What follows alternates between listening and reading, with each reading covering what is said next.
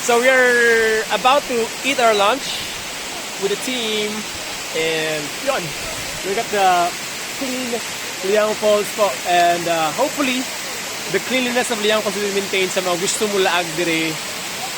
Manangin lang mo sa barangay council and ask the permission whether sa Kalipay or sa Sangalan, and yun, you are going to enjoy this pristine waters here.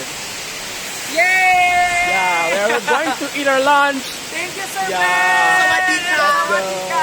Here, it's very wrong, but it's Very worth wrong. it. It's very worth it, diba? So mag-eat sa amin ha, tara, let's go!